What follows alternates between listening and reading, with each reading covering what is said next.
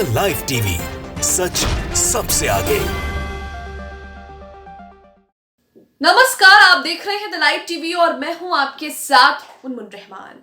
Iran ने Israel को बड़ा झटका दिया है। खबर आ रही है कि ईरान में 4 मोसाद एजेंट इजराइल के लिए काम कर रहे थे, जिसे ईरान ने ढूंढ निकाला और उसके बाद ईरान ने इन चारों को फांसी दे दी, जिनमें से एक महिला एजेंट भी बताई जा रही है। इन सब पर आरोप है कि ये मोसाद के लिए जासूसी कर रहे थे और ईरान की जो भी खुफिया जानकारी है वो मोसाद तक पहुंचा रहे थे, जिसके बाद ईरान को इन पर शक हुआ और इन पर नजर रखी गई, जिसके बाद इन्हें जो है वो फांसी दे दी गई है, जिनमें से एक महिला है और 3 जो है वो पुरुष हैं। इसी के साथ कहा जा रहा है कि इस कदम के बाद, ईरान के इस कदम के बाद इजराइल और ईरान में तनाव और ज्यादा बढ़ सकता है। हालांकि ईरान और इजराइल में हमेशा से ही 36 का आंकड़ा रहा है और हम देख रहे हैं कि जब से हमास के साथ जंग इजराइल की शुरू हुई है, इजराइल ने जब से फिलिस्तीनियों पर बमबारी करना शुरू किया है, तब से ईरान और इजराइल के बीच तल्खी जो है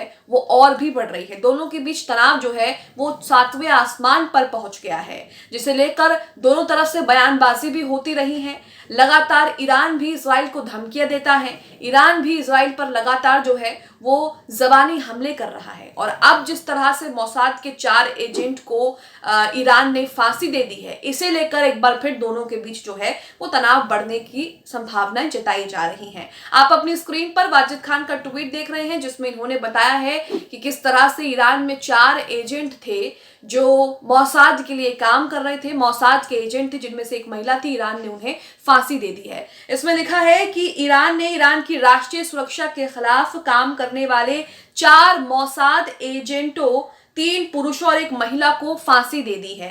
तो इन 4 मोसाद के एजेंट में से एक महिला और 3 पुरुष थे, जिन्हें फांसी दे दी गई है। अब यहाँ पर नवभारत टाइम्स का आर्टिकल भी आप अपनी स्क्रीन पर देख रहे हैं, जिसकी हेडलाइन में भी लिखा है कि इजराइल की मोसाद के लिए कर रहे थे जासूसी, ईरान ने महिला जासूस समेत 4 को फांसी पर लटका दिया। अब यहाँ पर कहा जा रहा है कि इस कदम से ईरान और इजराइल में टकराव जो है वो और बढ़ जाएगा। खबर तो ये भी आ रही है कि ईरान ने इस साल 600 लोगों को फांसी दी है, जिनमें से इसी तरह के लोग जो हैं कुछ शामिल हैं। अब यहाँ पर आर्टिकल पढ़ते हैं कि इसमें क्या जानकारी दी है। यहाँ पर सबसे पहले लिखा है कि ईरान की सरकार ने 3 पुरुषों और एक महिला को फांसी पर लटका दिया है। ईरान का दावा है कि ये लोग इजराइल की खुफिया एजेंसी मोसाद के लिए जासूसी कर रहे थे। तो ईरान का कहना है कि ये लोग इजराइल की जो खुफिया एजेंसी है मोसाद, उसके लिए जासूसी कर रहे थे। इन पर बाकायदा नजर रखी गई और नजर रखने के बाद इन्हें गिरफ्तार किया गया, इन्हें कोर्ट में पेश किया गया, उसके बाद इन्हें फांसी दी गई है। ऐसी फांसी नहीं दी गई है। आगे लिखा है ईरान के पश्चिमोत्तर प्रांत वेस्ट अजरबैजान की न्यायपालिका से जुड़ी न्यूज एजेंसी मिजान ने इसकी जानकारी दी है। इन सभी को शुक्रवार की सुबह फांसी दी गई है।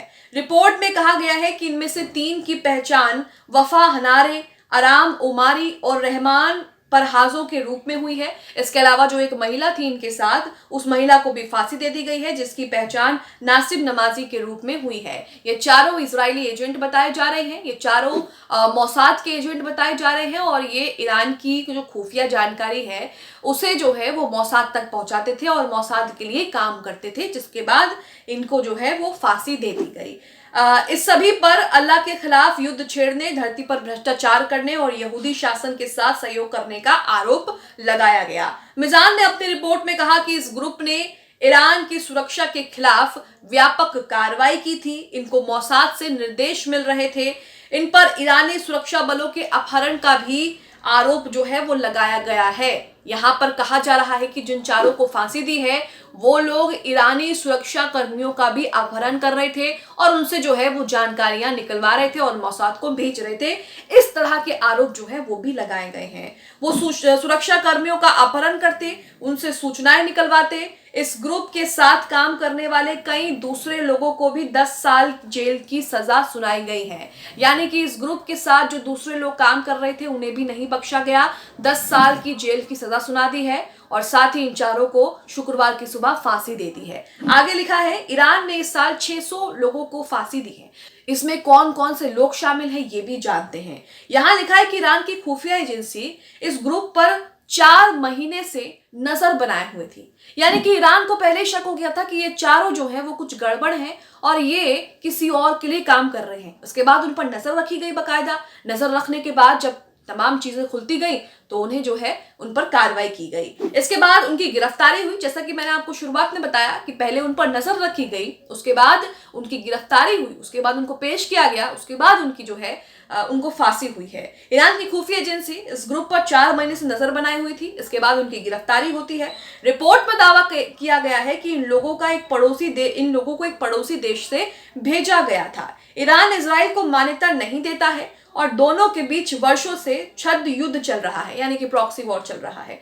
गाजा युद्ध शुरू होने के बाद हमास को लेकर ईरान और इजराइल का तनाव अपने चरम पर पहुंच गया है, क्योंकि लगातार इजराइल गाजा पर बमबारी कर रहा है और ईरान उसको चेतावनी दे रहा है कि वो ऐसा ना करे। इससे पहले सिस्तान बलूचिस्तान प्रांत में मोसाद के लिए काम करने के आरोप में एक व्यक्ति को ईरान ने फांसी दे दी थी। ईरान का आरोप है कि इजराइल उसके देश में हमले और हत्याएं करवा रहा है। इस साल ईरान अब तक 600 लोगों को फांसी दे चुका है। इस बीच इजराइल डिफेंस फोर्स IDF ने शुक्रवार को कहा है कि वो हमास के खिलाफ अपने आक्रमण अभियान में दक्षिणी गाजा के खान यूनिस इलाके में ऑपरेशन का विस्तार कर रहा है।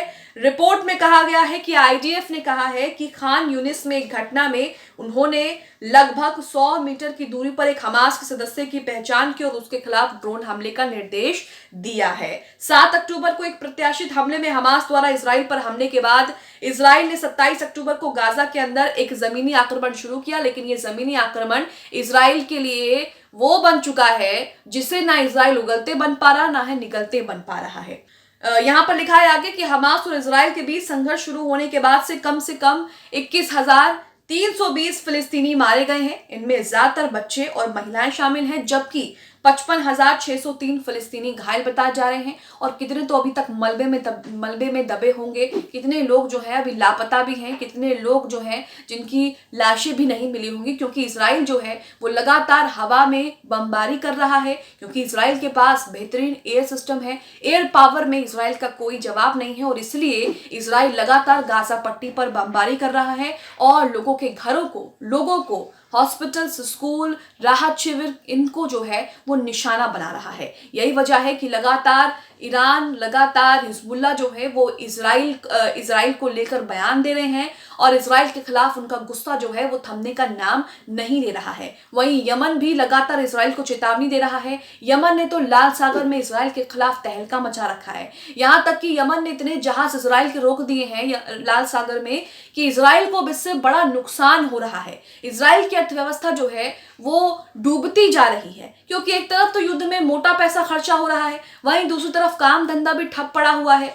कई इजरायली जो अपने देश में काम करते हैं उन लोगों की सेना में भर्ती करवाई जा रही है और सेना में तो किस तरह से मारे जा रहे हैं लोग, ये आप देख ही रहे हैं। वहीं दूसरी तरफ लाल सागर में उसका बिजनेस भी पूरी तरीके से ठप हो चुका है, पैसा लगातार खर्च हो रहा है। यही वजह है कि इजराइल लगातार चारों तरफ से मुश्किलों में फंस चुका है। अब आप इस खबर को लेकर क्या सोचते हैं? जिस तरह से ईरान ने मोसाद के लिए काम कर रहे 4 मोसाद इजरायली एजेंट को मार दिया है, फांसी दे दी है, आप इसे लेकर क्या सोचते हैं? हमें कमेंट बॉक्स में इस खबर को लेकर अपनी राय जरूर दें। द लाइव टीवी, सच सबसे आगे।